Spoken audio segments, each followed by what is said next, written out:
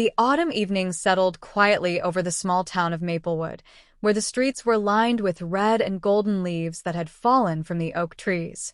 Inside our modest two-story home, the faint aroma of apple pie drifted through the air. I had just finished tidying up the backyard after raking leaves all afternoon. My name is Daniel Miller, and I live here with my wife, Emily, and our 12-year-old son, Jacob. That evening began like any other. Emily was at the kitchen table, her hands wrapped around a warm mug of chamomile tea. I remember noticing how her fingers trembled slightly as she lifted the cup. Emily wasn't the kind of woman who shook easily.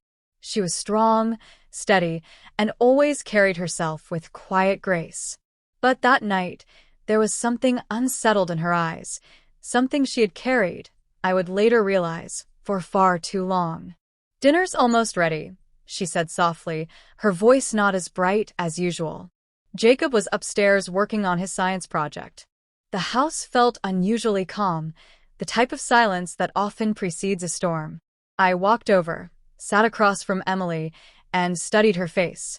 She looked tired, not the physical kind of tiredness that comes after a long day, but the deeper kind, the kind that lives inside the soul.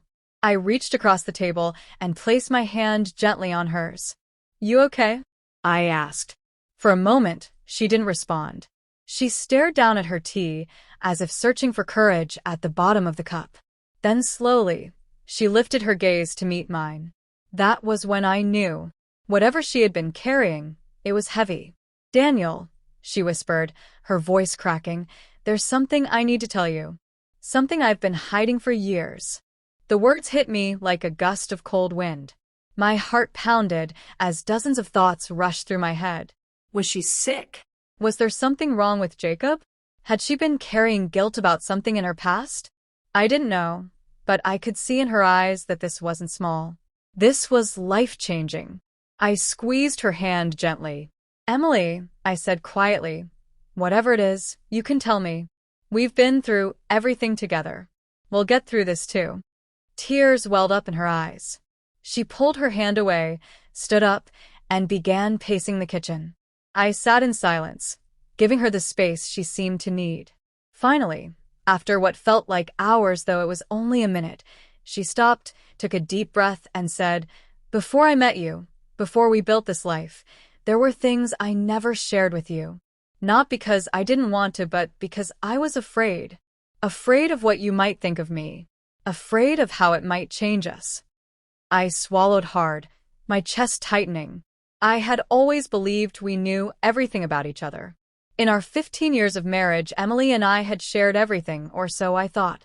She sat back down across from me, her hands trembling now more than ever. "Daniel, before I met you, I had a daughter." The room fell silent. I felt my breath catch in my throat. "A daughter?" I repeated, my voice low. Emily nodded slowly, tears spilling down her cheeks. "Her name is Lily. She would be 19 now. I was only 17 when I had her. My parents, well, they didn't want anyone to know. They sent me away to live with my aunt for a while. I gave birth to her there, and not long after, she was adopted by another family. My parents told me never to speak of it again. I tried to bury it, Daniel. I tried to move on, but not a day has gone by that I haven't thought of her. Every time I look at Jacob, I wonder what she looks like. Every birthday, I wonder if she's celebrating, if she's happy, if she even knows she was loved." My heart broke as I watched my wife crumble under the weight of her secret. I stood, walked around the table, and wrapped my arms around her. She sobbed into my chest, years of silence pouring out all at once. I didn't know what to say.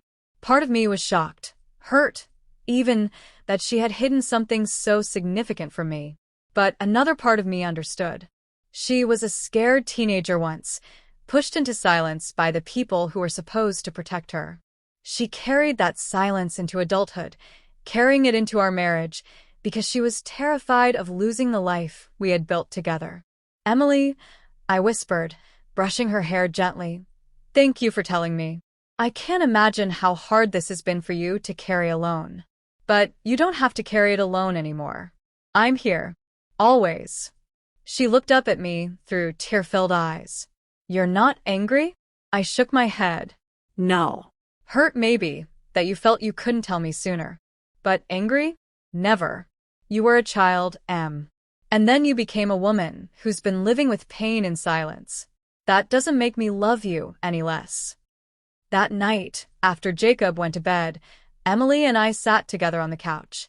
She told me everything, how she remembered Lily's tiny hands, how the nurse placed her in her arms for only a few minutes before taking her away, how her parents refused to even let her hold her daughter again.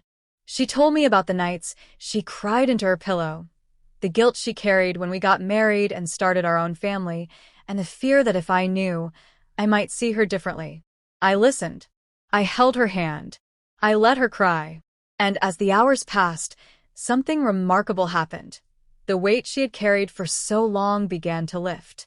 She was still broken in places, but at last, she wasn't alone in her brokenness. The next morning, Emily seemed lighter. Her smile was faint but real. Over breakfast, Jacob noticed. "Mom, you look different," he said innocently. Emily and I exchanged a glance. We weren't ready to share this part of our story with Jacob yet, but in time, maybe we would.